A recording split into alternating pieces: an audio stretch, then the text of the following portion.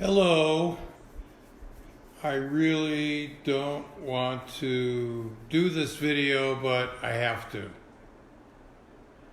This video is about American concentration camps. During World War II, some American citizens were put in concentration camps. Actually, they were called internment camps. Japanese Americans, many of whom were born here because they were of Japanese origin, were rounded up and put into concentration camps. They weren't tortured, but their freedoms were taken away and they suffered. We know, of course, Mr. Sulu, Star Trek, George Takei. He spent his childhood in a Japanese internment camp. So I was not surprised, but a bit disturbed when I read the other day that these camps have been reactivated. These camps a few of them are already in use, and it would appear that not only will all of them be reactivated, but there'll be some new ones built.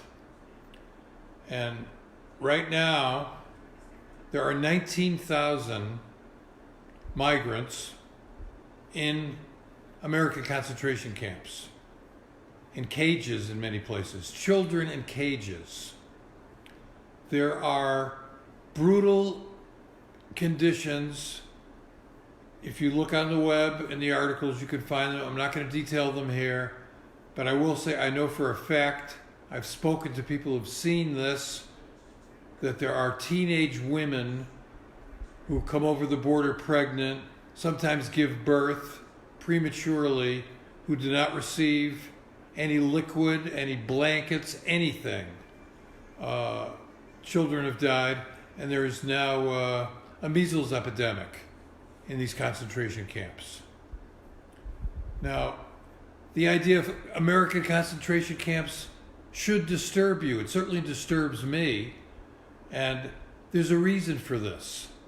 And the reason is because we have become a fascist country. We now have a leader who does not follow the rule of law. We have a leader who lies consistently. A leader whose idols are dictators, who are totalitarians. A man who not only worships them, but gets their love letters, as he describes them. He has set in motion the incarceration, the maltreatment, the dehumanization of immigrants in this country, many of whom are coming from Central America. It's no secret to the rest of the world what's happened in the United States. Yet these people still come here. Why do they come here? Because their countries are worse. They know that if they stay in Guatemala, or Nicaragua, Honduras, they'll probably die. So what's the choice? Die there or come over the border, maybe die crossing the desert, maybe end up in a concentration camp, but maybe find a way to survive in the United States. I'm in Tucson, Arizona right now, 50 miles from the border. There are many people who have recently crossed the border who are passing through here. I was at a monastery, a Benedictine monastery that's been serving as the way station for migrants, picked up by ICE or the Border Patrol, and then they just drop them off at this monastery. Sometimes as many as 400 of these people a day who are getting a bed to sleep on, some food, a phone so they can call relatives somewhere, a bus ticket, whatever. Overwhelming numbers. But no communication with the Border Patrol or ICE about when this is going to happen. Now, the Border Patrol and ICE, let me tell you what they do. They regularly overturn water put in the desert by humanitarians because they don't want to see immigrants die from dehydration.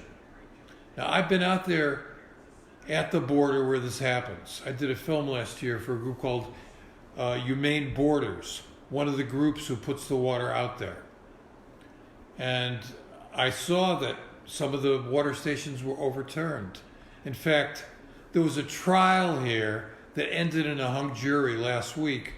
The federal government put on trial a humanitarian worker, one of the people who was helping migrants, who was putting water out in the desert.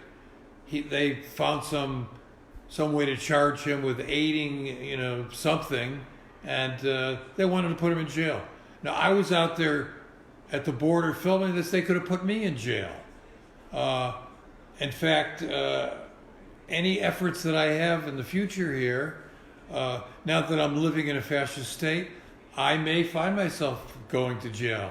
Now, I have a friend, a mentor, who went to jail because of his beliefs. He is perhaps South Africa's greatest playwright. He's a man named Ethel Fugard. And he became a world-renowned playwright during the apartheid era. And he went to jail. He was investigated by the police. He wrote plays about it. Of course, eventually the situation changed. But back there in the 50s and the 60s, he was in jail. And when you build concentration camps for one group, it's not very hard to put another group of people in there as well. This whole concentration camp thing, it puts the warehousing of people under military control. No one can go into those camps and see how the government is treating these people. And also, since it's a military zone, drones can't fly over those camps. Are these camps a prelude to what's really going to happen in this country?